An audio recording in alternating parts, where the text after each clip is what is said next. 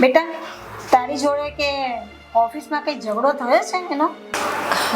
ઓફિસની તો ખબર નથી બા, અને મારી સાથે તો એવું કંઈ બન્યું નથી. છતાં પણ જો મારી કંઈ ભૂલ હોય તો હું એમની માફી માંગી લઉં, પણ કંઈક હું બોલવા તો જોઈએ ને. મને લાગે છે કે આ રોનકભાઈના મનમાં કંઈક બહુ મોટી ગેરસમજ ઊભી થઈ છે.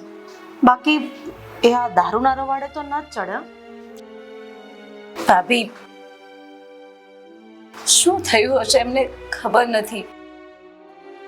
તમે ધર્મેશભાઈને વાત કરો ને, એમને સમજાવે.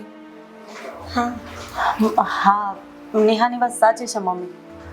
તું ચિંતા નહીં કર, હું ધર્મેશને વાત કરીશ. અને આમ પણ રોનકભાઈ ધર્મેશની બધી જ વાત માને છે ને, અને ધર્મેશ આ બધી જ ગેરસમજ દૂર કરી દેશે.